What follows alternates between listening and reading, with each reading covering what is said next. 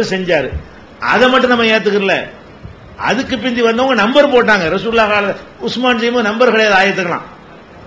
உஸ்மான் செஞ்ச அந்த குர்ஆன்ல அல்ஹம்துலில்லாஹி ரப்பில் ஆலமீன் 1, அர் ரஹ்மானிர் ரஹீம் 2ன்னு போடுறீங்களே, ரவுண்ட் ரவுண்டா போட்டு, இந்த ரவுண்டு கொண்டுலாம் அவர் எழுத கிடையாது. அல்ஹம்துலில்லாஹி ரப்பில் ஆலமீன் அர் ரஹ்மானிர் ரஹீம் மொத்தமா தான் இருக்கும். அதுக்குள்ள 7 வசனம் இருக்கு. எங்கனக்குள்ள வசனம் முடியுதுங்கிறதுல அவர் எழுதவே இல்லை. அதுக்கு பிந்தி வந்த ஆளுக்கு சொன்னதையும் தான் ஏத்துக்கிட்டு இருக்கிறோம். நம்ம உஸ்மானை மட்டும் நம்ம ஏத்துக்கறல. இது ஒண்ணு நமக்கு ஆயத்துக்கு ஆதாரம் எடுத்து காட்டுறீங்களே, 9:60 எடுங்கன்னு நான் சொல்றேன். இந்த 9:60க்கு அல்லாஹ் என்ன சம்பந்தம் இருக்குது?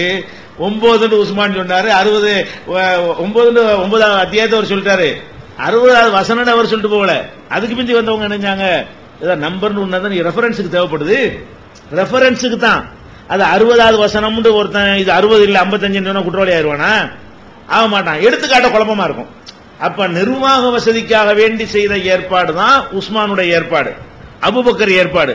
குர்ஆனில் ஒன்றை சேர்த்து ஒன்றை நீக்கினால் தான் அப்ப மார்க்கத்தில் ஏதாவது மாறும்.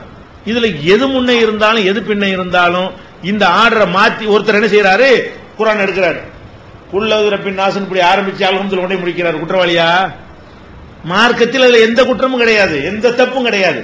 ஒருத்தர் ஆரம்பிக்கும் போதே 15வது ஜுஸ்ன்னு போட்டிருக்காங்கல்ல, அதை எடுத்துக்கிறாரு. சுப்ஹானல்லதி அஸ்ரா பி அப்திஹி ஆரம்பிச்சு இப்படி போயிட்டு அப்புறமேல அப்படி கொண்டாந்து என்ன செய்யறாரு, முடிக்கிறாருன்னா குற்றவாளியா?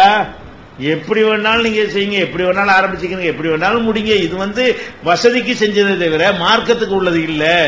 இதுதான் ஆர்டர் என்பது மார்க்க சட்டம் இல்லை என்று நம்ம ஏற்றுக்கொள்ளும் பொழுது ஒரு குழப்பமும் வரல.